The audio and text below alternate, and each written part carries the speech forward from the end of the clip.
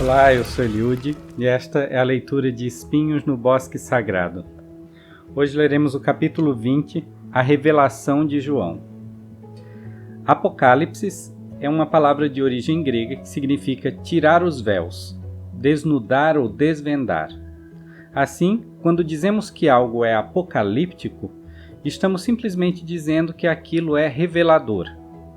É interessante notar que instituições religiosas alicerçadas em revelações tenham padrões morais tão rígidos em relação à nudez, quando a própria raiz da palavra revelação esteja essencialmente ligada à ideia de exposição. Não é de se espantar que, na época de maior contato entre os homens e seus criadores, Adão e Eva estivessem nus no jardim. E justamente quando foram expulsos da presença dos deuses, tiveram que cobrir-se com roupas. Da mesma forma, quando o mundo físico nos é revelado, estamos nus e a infância parece ser a época em que nossa mente está mais aberta a novos conhecimentos. A revelação e a descoberta são constantes. Segundo o livro de Eclesiastes, seguimos nus para a dimensão espiritual ao deixar esta vida. Assim como ele veio nu do ventre de sua mãe, nu deverá voltar e seguir sem nada, sem comer do fruto que carregar em sua mão. Talvez por isso Noé despiu-se diante de sua esposa, filhas e filhos, ao pisar novamente em terra firme. Afinal, a despeito de sua idade avançada, eram como infantes em um novo jardim, esperando que o Altíssimo lhes revelasse sua vontade naquela nova dispensação da verdade. Talvez por isso, Isaías e Ezequiel tenham ficado nus ao revelarem a um povo moralista e ganancioso o seu destino desolador. Enquanto aquele povo se escandalizava diante da visão de um corpo nu e sexualizava algo que não tinha apelo sexual algum, Yahweh tentava mostrar-lhes que o que lhe ofendia de fato era o modo como eles tratavam os pobres e necessitados, despidos de seus direitos de cidadãos e de oportunidades reais de crescimento. A Moisés, Yahweh disse que tirasse as sandálias diante da sarça ardente. Note que, como o profeta não se despiu por completo, as leis que recebeu foram igualmente incompletas. A nudez por si só pode não preparar nossa mente para verdades reveladoras, mas a nossa atitude diante do corpo nu pode ser uma ferramenta poderosa de desprendimento e compreensão. A exemplo dos profetas da Torá judaica, a Apocalipse de João, ou em outras palavras, a Revelação de João, utiliza-se de símbolos metafóricos e alegóricos para discorrer sobre eventos futuros que culminariam num segundo advento do Messias e em seu triunfo sobre a mentira e a ganância dos homens, e toda a destruição que elas causam no mundo. João, o Amado, era o apóstolo mais próximo de Cristo.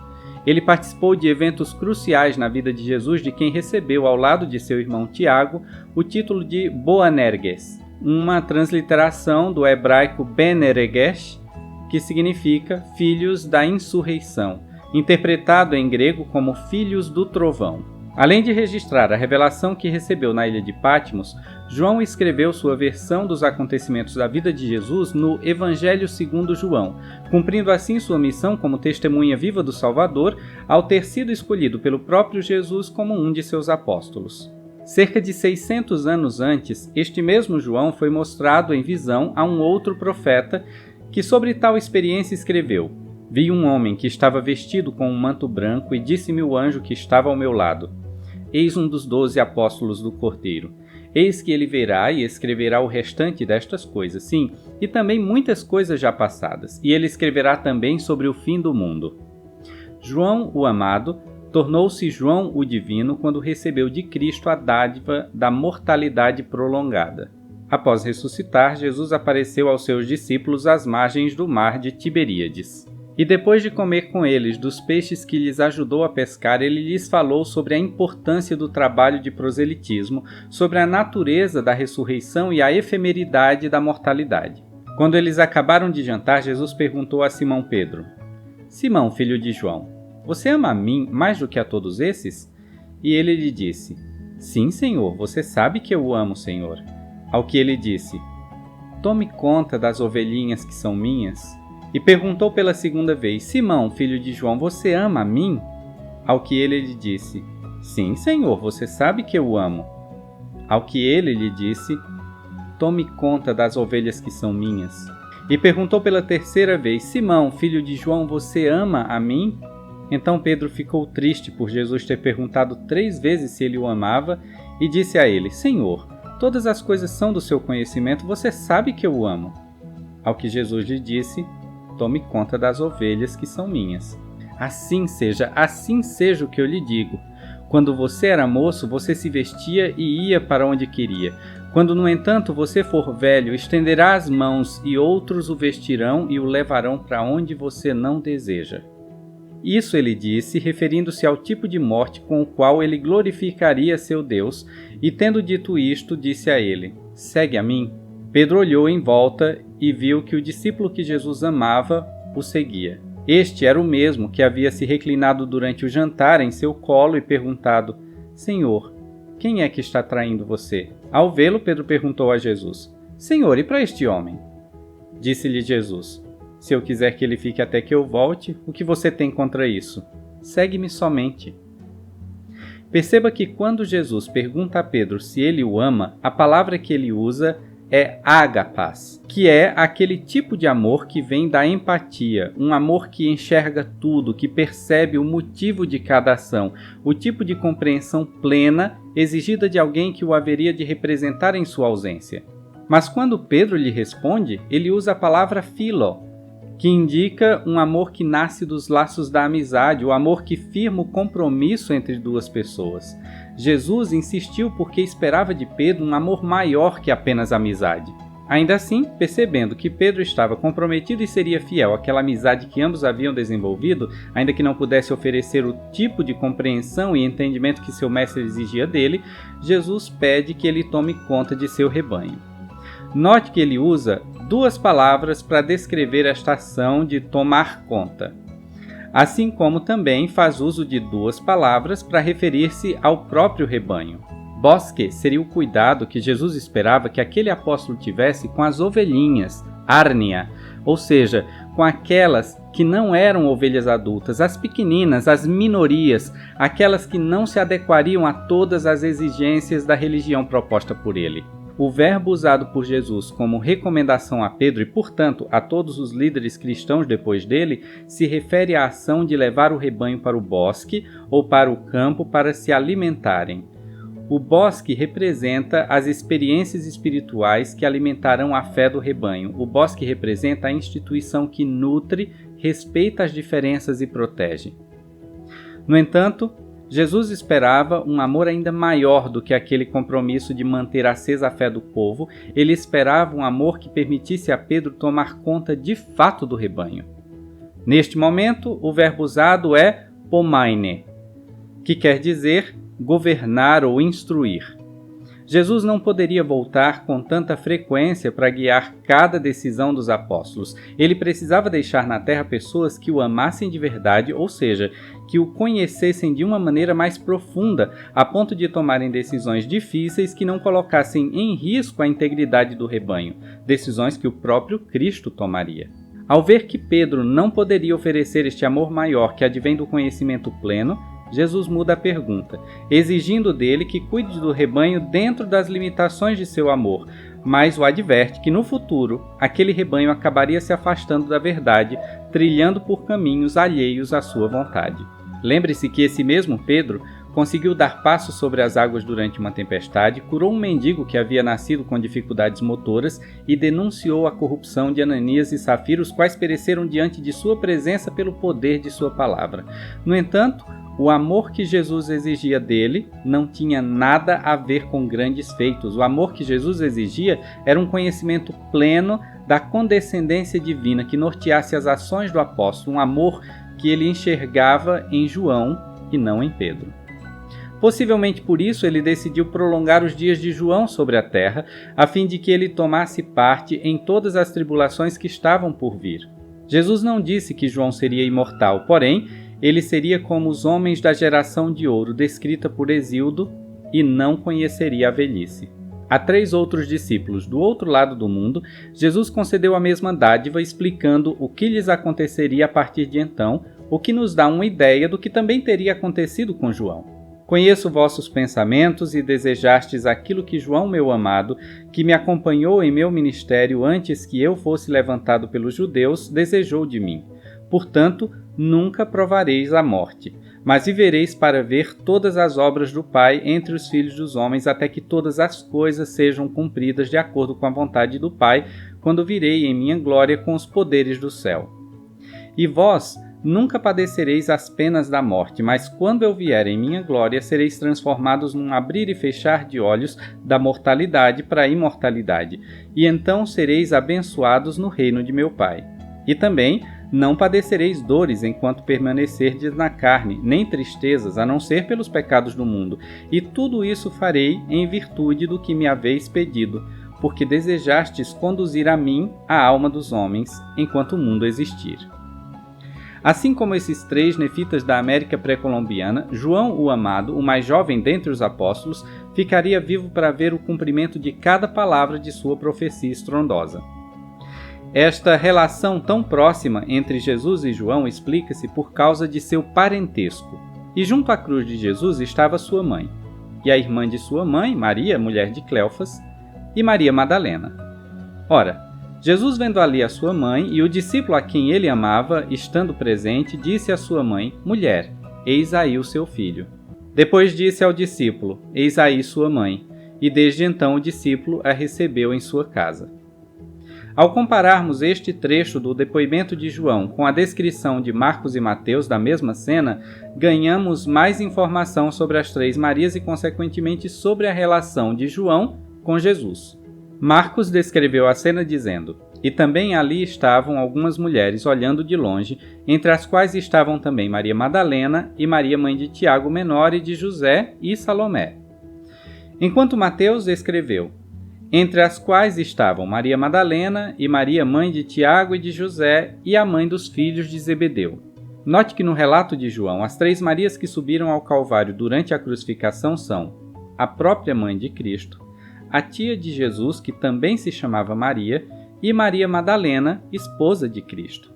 Nada mais adequado do que a tia, a mãe e a esposa estarem presentes para retirarem o corpo da cruz e levá-lo ao sepulcro para procederem com o embalsamamento após decretar a sua morte. No entanto, lendo os relatos de Marcos e Mateus, aprendemos um pouco mais sobre essas 3 Marias, visto que Mateus deixa registrado que, além de Maria Madalena, as outras 2 Marias, tanto a tia quanto a mãe de Jesus, tinham filhos, que uma delas respondia pela alcunha de Salomé e que os maridos de ambas eram chamados de Zebedeu e Cleofas. Sobre os filhos de Zebedeu, Mateus registrou: Andando pela orla do mar da Galileia, Jesus viu 2 irmãos, Simão, que o chamavam de Pedro, e André, o seu irmão, lançando uma rede de arraste no mar, pois eram de fato pescadores. Eis que de lá, seguindo adiante, ele avistou outros, os 2 irmãos, Tiago de Zebedeu e João, seu irmão, no barco com Zebedeu, o pai deles, consertando as redes do barco, e ele o chamou.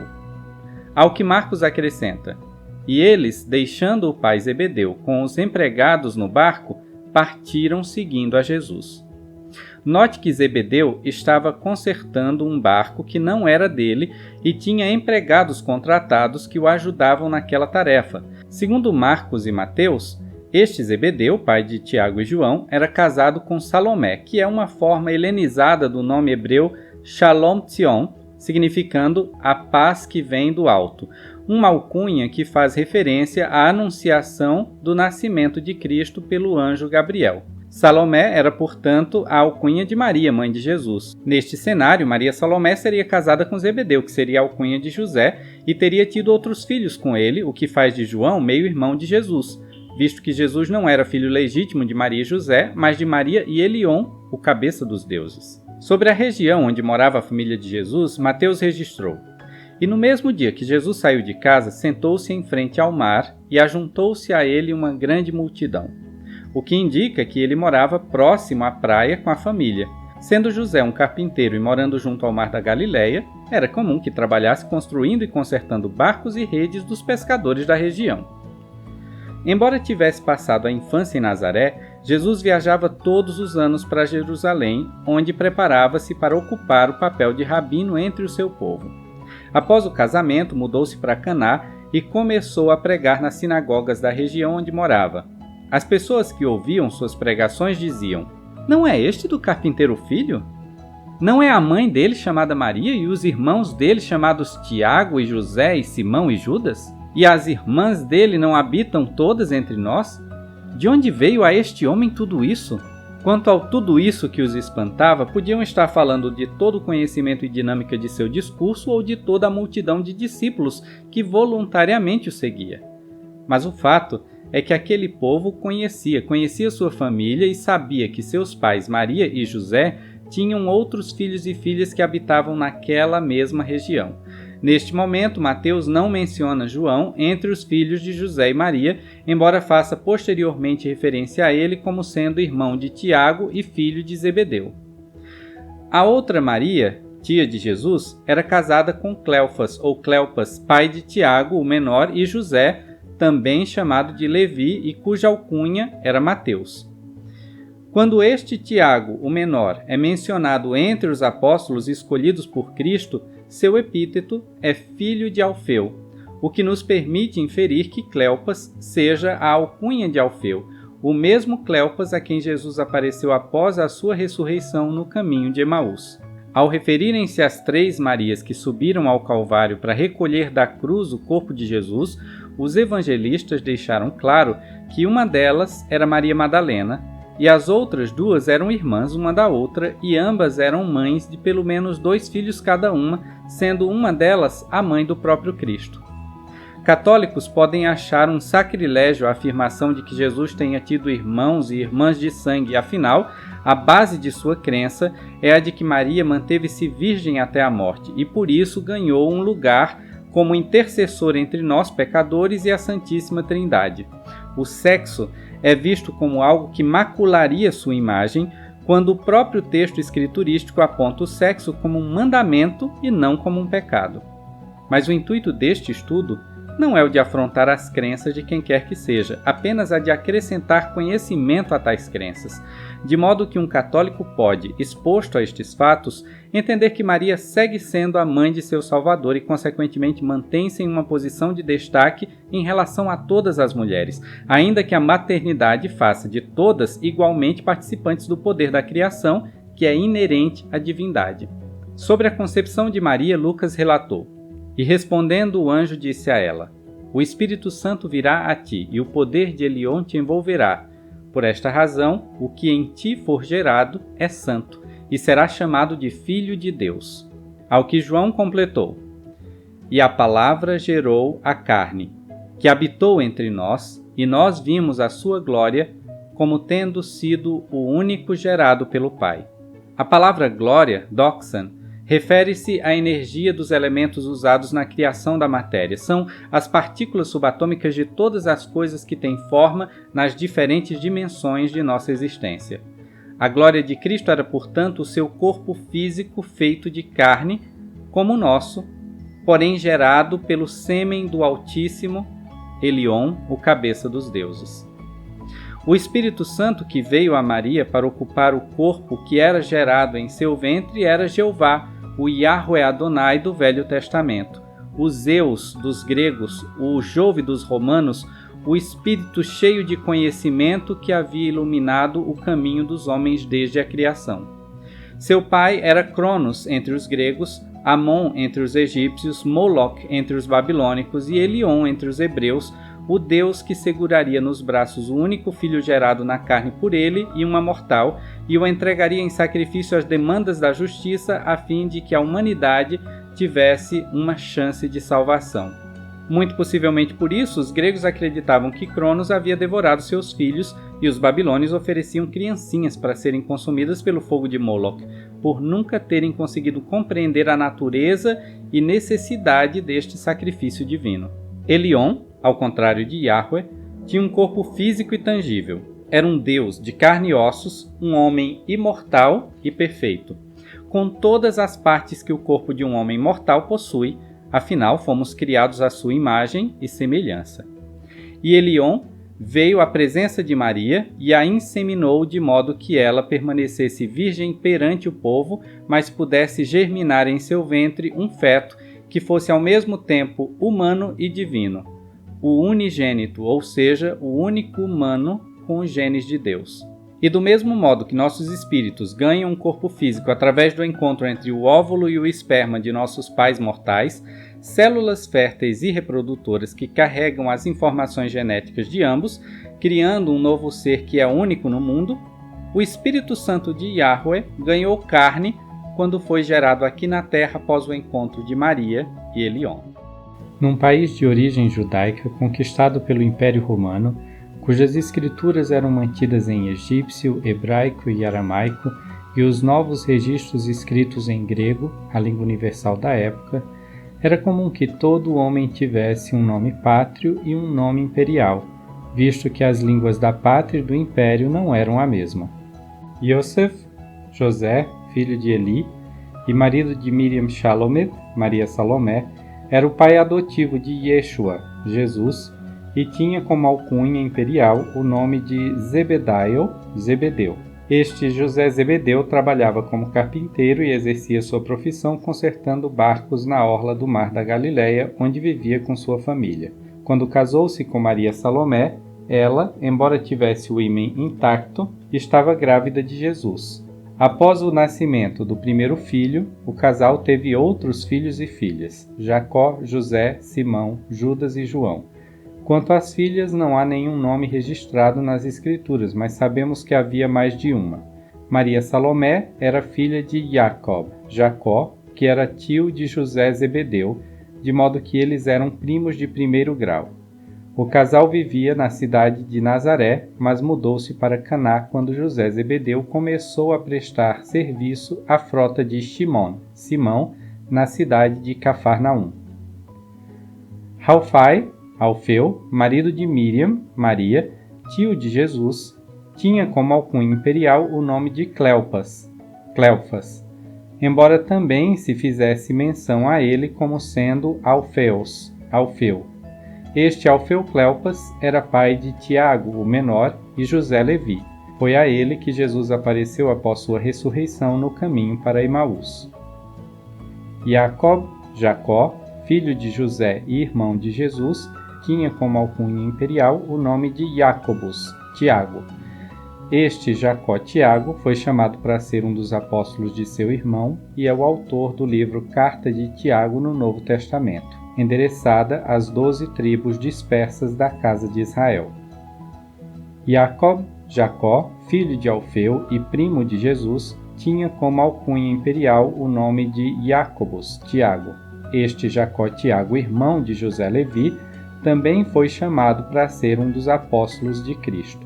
Para diferenciá-lo do irmão de Jesus que tinha o mesmo nome e a mesma alcunha que ele, chamavam-no de Tiago, o menor. José, filho de José e irmão de Jesus, tinha como alcunha imperial o nome de Barsabás, e também era conhecido como José o Justo. Ele aparece como um dos candidatos a ocupar a vaga no apostolado deixado por Judas Iscariotes e posteriormente figura entre a lista dos primeiros bispos de Jerusalém. José Levi, filho de Alfeu e primo de Jesus, tinha como alcunha imperial o nome de Mateus. Ele foi chamado para ser apóstolo de Cristo e trabalhava em Cafarnaum como coletor de impostos a serviço de Herodes Antipas, uma profissão que era desprezada pelos judeus da época. Ele escreveu o Evangelho segundo Mateus no Novo Testamento, direcionado exclusivamente para os judeus. Há várias referências à Torá judaica em seu texto, a fim de mostrar aos judeus que Jesus era de fato o Messias que Isaías, Jeremias, Ezequiel e Daniel haviam anunciado. Ele também enfatizava a linha de autoridade do seu primo, mostrando que Jesus tinha sangue real e que se sua nação não estivesse sob o domínio romano, Jesus seria seu rei.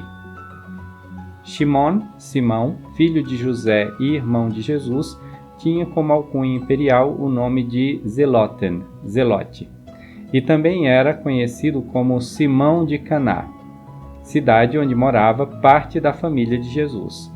Este Simão Zelote foi chamado para ser um dos apóstolos. deve ter recebido este nome em homenagem a um outro Simão que era patrão de seu pai. Shimon, Simão, filho de Yohanan, João, e irmão de Andreas, André, tinha como alcunha imperial o nome de Petros, Pedro. Este Simão Pedro era dono de uma frota de barcos e trabalhava ao lado de André, seu irmão, e José Zebedeu, pai adotivo de Jesus.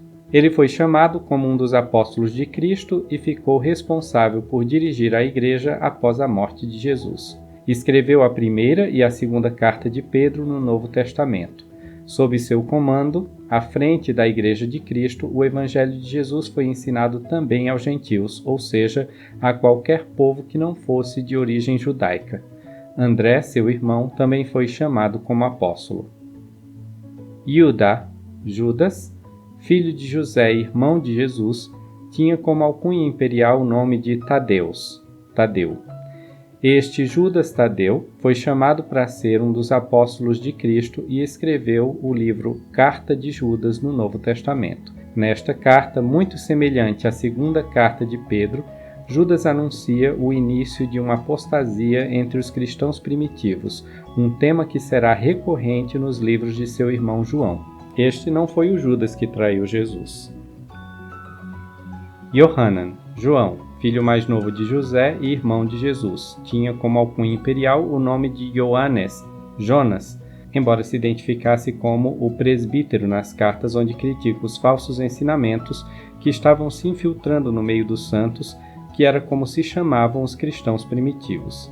Este João também foi chamado de Boanerges, o amado ou o divino em outras ocasiões. Ele é o autor do Evangelho segundo João, das 3 cartas de João e da revelação de João, conhecida como a Apocalipse no Novo Testamento.